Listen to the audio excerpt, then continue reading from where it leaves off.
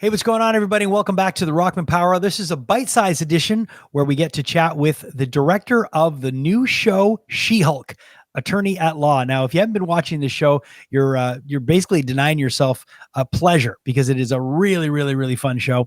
It follows the adventures of the latest Hulk, Jennifer Walters, who is also an attorney who does not want to be a Hulk and is the cousin of Bruce Banner.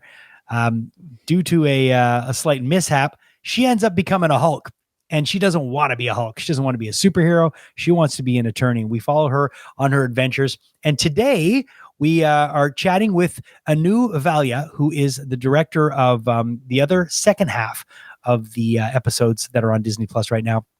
She's got an incredible energy about her, and she is so enthusiastic to take on this character and tell these stories. And it was an absolute pleasure to chat with her. So enjoy this bite-sized edition of the Rockman Power Hour, brought to you always by Heartbeat Hot Sauce. They are the ultimate in hot sauce, and they are incredible sponsors and partners in our show. If you use my promo code Rockman20, you will get 20% off your entire order. So without any further ado, let's get to Anu Valia, director of She-Hulk.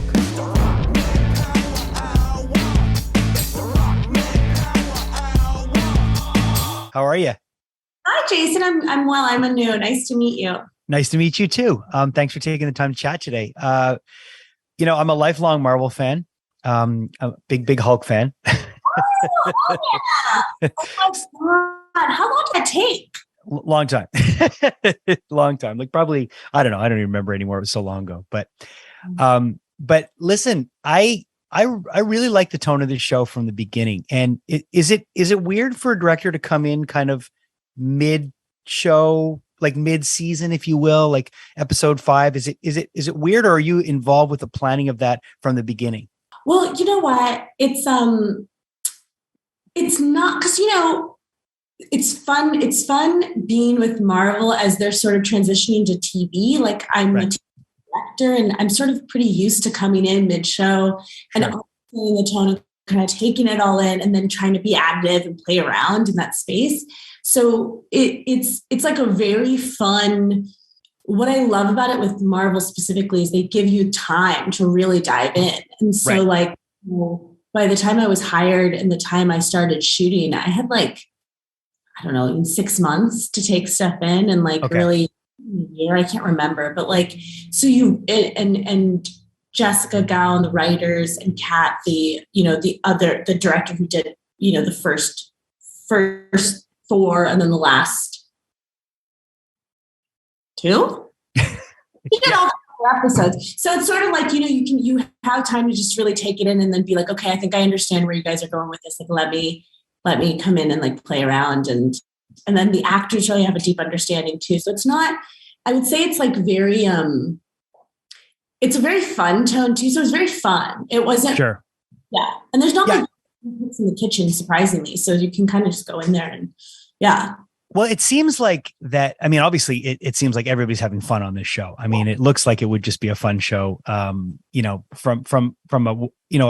a person who's watching its point of view to someone who's working behind the scenes, like just the whole tone of the show is very, it's fun. And then, breaking the fourth wall, all that stuff is fun. But it's got to be a challenge to still have to come in and have, a tone set, and you have to come in. I'm sure there must be, I don't want to say gatekeeping because it's negative, but there must be a bit of apprehension when people are going, well, this is going so well, we have somebody new. Is there a point where you might feel a tad bit insecure?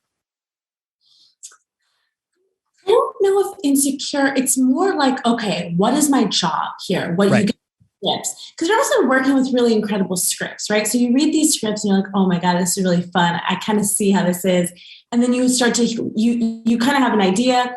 You start to get really excited. I think that's when I'm really excited. And then as I'm talking to the producers, the actors, the creators, the writers, I'm really understanding the show that they want to make. And then I'm like, oh, this is great. This is not in my wheelhouse, because that sounds easy, because it wasn't easy. It was more oh, okay.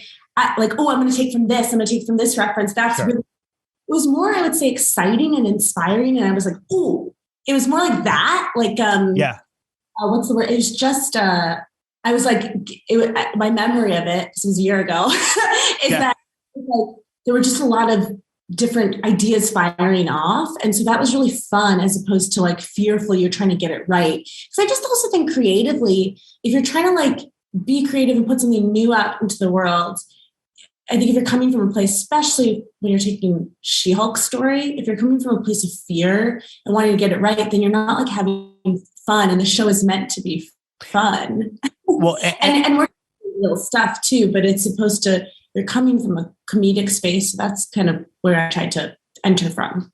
Right, exactly. And it's true. It is there is a lot of tongue in cheek and comedy elements to the show, but there's a lot of deeper stuff there too. I mean, I love the fact that she has, I think a lot of people can relate to not having any time for these distractions. Like she's a lawyer and like this whole superhero business, like I don't have anything, I don't have anything to do with being a superhero right now. I'm a lawyer. And I love that approach because usually it's the other way around where people are so happy to get these powers and they find them, so she's like, no, this is a nuisance. Like get away from me. So it's kind of cool to see that. Totally. And we talked about that too, because I think the question of identity comes up a lot in superhero stories, right? Yeah. But Jennifer's story specifically, really looking, I think that's what's so brilliant about the show, really looking at this question of identity. How does your sense of who you really are change when you do get these powers? And also realistically, when you've been living your life a whole different way for 30 some years, like that's a real crisis. And I feel like we really got to explore that. And I really enjoyed like this kernel of like talking about identity. It was something I really related to. Something I talked to Tatiana about a lot. Like sort of it's, and you've seen it in the first 5 episodes already, this idea of like, She-Hulk's great and fun and cool and smart and like, and has all this confidence and people like She-Hulk, but like. What about Jennifer? Yeah. It's a real, I feel like we really dive in to explain what that really feels like. And it's exciting because even as an audience member, I'm like, oh, I relate to that, Yeah. And it's you could tell that the character struggling with all of a sudden having this identity as She-Hulk, and there's a part of her that likes it, definitely. Oh. But there's definitely a part of her that's liking it and that starts to own it as the show progresses. But you can still tell that there's that Jennifer inside that just wants to be a lawyer. Totally, exactly. Because you're also like, well, I don't have time. I've been like, if you think about it from her point of view, she took the bar exam, like she was going to be a lawyer. And as someone, you kind of assume with superhero stories, once they become a superhero, it's like, sounds good. I guess I'll go now. I guess I'll go become an Avenger. And it's like, well, I got work. Exactly. Well, and that's hard. And like, I don't know if I want to do that. And that feels bad in itself. But I just think there's so much real human emotion to mine. And I think what's brilliant about the tone of the show is we do that because that is so real and so heavy, but you do that through like a half-hour legal comedy is just so, I mean, I'm even watching the show and be like, on episodes I didn't direct, so I feel comfortable saying this, but like with episodes I'm watching that, I'm like, oh, that's really beautiful.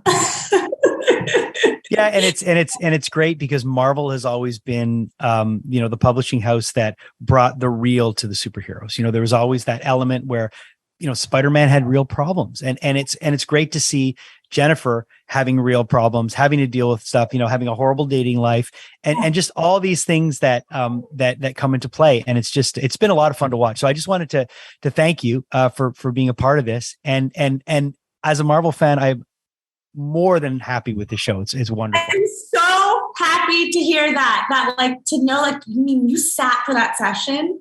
You know what I mean? Like yeah. Right by you too. And so that feels good to hear. So thank you for sharing that. Thank you for taking the time to chat today and continued success. And I can't wait to see what you have coming up next. Oh, thank you so much. I'm excited for you to see the rest of the apps. Me too. Take care. Bye. All right, Ryan. So what do you think? You like She-Hulk or you don't like She-Hulk? Oh, no, I really do like She-Hulk. I found it, like all Marvel shows, it took a few episodes to kind of like find its voice. And it's really like, instead of like these long arcing stories where, it made it seem like the Abomination was going to be like a much bigger thing throughout the entire season. It's like, no, that's just a day in the life of Jennifer Walters, and she has bigger fish to fry and other things to do. But what I really loved about it is all these breakout characters that seem to really resonate with people, like Madison with two ends, but not where you think. Like I thought that episode was hilarious, and I'm like, okay, if this is what the show is, bring it on. Make 10 seasons of it. It's all good because no, definitely. We've seen all the Marvel shows before where slapping solves everything, and it's kind of nice to see that wit and wit, intelligence, and the law is kind of like actually how everyone finds their happy endings. It feels like a legal sitcom, like Ally McBeal, or like it just has that kind of vibe, which is fun, and it's fun to see it wrapped up in a superhero thing. I do have a couple of issues with the show, and I'm not trying to, and I'm being nitpicky, but I do find that when she is in She-Hulk form, I'm a little distracted by the CGI because we still quite haven't got there. Do you know what I mean? To have a main character all the time, and when she comes in, I'm disconnected because it still looks like she's looking like it just doesn't look real enough for me. And I don't get that feeling as much with Bruce Banner or Bruce Hulk or Smart Hulk or whatever you want to call him, Professor Hulk. When he's in character, I believe it more. Maybe because I've had more time with the Hulk, and maybe it's going to take a bit more time for me to. But when she transforms to She-Hulk, when she's not when she's fighting or when she's in an action scene, but when she's actually having conversation in her office, I'm a little like, oof. You know what I mean? Well, I can say that, but at the same time, I remember vividly worse CGI interpretations of the Hulk that made it to theatrical form. Yeah. And I'm like, and also I got to say this, kudos to the show writers, directors, and creators for kind of giving you the She-Hulk thing immediately. Like even if the effects could be better or whatever, I mean, we're talking still, this is television budget, and at the same time, you're not waiting the entire episode like the Lou Ferrigno show where you're like, for that one, this is the one Hulk out we can afford. This is the one we can afford. Here you go. Exactly. And you're just waiting around for back then David Banner to like stub his toe for something cool to happen. Like, she's She-Hulk the entire time, which is, kind of interesting. It's like watching a show about a werewolf that's a werewolf and turns into a human every now and then for plot devices. Yeah, there you go. Yeah, but don't get me wrong. I'm really enjoying it. I'm just saying, if I had to be nitpicky, which I don't, but it's just something that comes to mind. Like, I've got to be honest, and I find it a little distracting. But I'm still really enjoying the show, and I can't wait to see where they go with it. So, I mean, we're not even talking about this. Like, just because of the previews at this exact date of us recording this, Matt Murdock has not appeared on screen yet, but it is a very educated guess based on all trailers that Mr. Murdock is going to appear in his classic Daredevil yellow costume. That's the rumor. Yeah, that's the rumor. Yeah, we haven't seen it yet, but just the very idea that Charlie Cox is returning as Daredevil is kind of a small little miracle, because we weren't sure if he was gone forever. That interpretation of the character was gone forever, at least that actor's take on it. I mean, here we are living in this age where the Netflix heroes that we all knew and love are going to be joining the actual cinematic universe. Like, that's really exciting to me. When they cancel those Netflix shows, I stopped watching them, and I didn't watch the rest of them. I never finished a lot of them because I was so mad. And Daredevil I finished all of them. Yeah. Yeah. Daredevil is a phenomenal show. And then I started saying, oh, wait a minute. I know what they're doing now. They're waiting and they're going to bring them all back. So I still will boycott those shows and not finish watching them until they announce that my Luke Cage is coming back. When I find out my Luke Cage is coming back, then I'm back in. I know Punisher's coming back. We know that Matt Murdock's made it in. We hear Jessica Jones is going to make it in. So I want Luke Cage in my Marvel universe, and I don't want him recast. I don't think Finn Jones is going to make it back, and that sucks. Because I thought he was great. But we'll see. Well, Iron Fist had a really rough ride in a sense where someone always has to be the fourth one. And you can really clearly tell that Daredevil season 1 was firing on all cylinders, so much so that before the Defenders, he had his season 2. And Luke Cage comes in with this very unique voice, very distinct vibe when it comes to tone, soundtrack, everything. Jessica Jones, that first season is just this noir detective thriller about somebody who comes from like abuse and really shows what someone's like when they have to live with PTSD, but also at the same time they could bench press a car. So it's just, and then Iron Fist has to come and someone has to be kind of like the lighthearted guy with super dragon mystical powers, but at the same time have to be in a realistic way. Like he kind of got the shit end of the stick in a sense where he did. That show is hard to make work living in a world where a guy with blind powers doesn't mind wearing nylons on his face and beating the crap out of people. Yeah. But your powers derive from a dragon. Yeah, you know? I know. It was but again, I had no issue with that. Mm-hmm. I mean, at least he was real and he wasn't CGI. There you go. Well, don't give me any more CGI. I'm done. Okay. I'll take a bit of it, but I'm done. I'm done. Star Wars got the message. Yeah. The CGI is to a minimum. Enough with the fucking CGI. Too much CGI. Yeah, too much of a good thing is too much. And yeah, it's like every fucking DC movie. Oh, here we go. Let's get that big CGI villain at the end. You know, with the sky beams and the army of indistinguishable bad guy goons that it's enough. I'm done. I don't want to hear. Don't want to hear about it anymore. It's enough. So at least we're not getting that. Anyways, we've shat on the universes enough and sound like ungrateful. At least I sound like an ungrateful fanboy. I'm going to go eat something so I'm not so hangry. But thank you for joining us on the Rockman Power Hour. You wouldn't like me when I'm hangry, Jason. You wouldn't That's like my me when secret, I'm hangry. Ryan. I'm always hangry. I'm always hangry. Thanks again to Heartbeat Hot Sauce, our sponsors. Go check them out at heartbeathotsauce.com. This is the dill pickle serrano, which we absolutely love. And if you use my promo code Rockman20 right there underneath the Heartbeat Hot Sauce drops, bloop, bloop, you will get 20% off your entire order. Thanks to our producer, Julia Kajerski, and thanks to Ryan Stick, my co-host, and to Studio House Designs for always making us look fresh. We will see you next week on the Rockman Power Hour.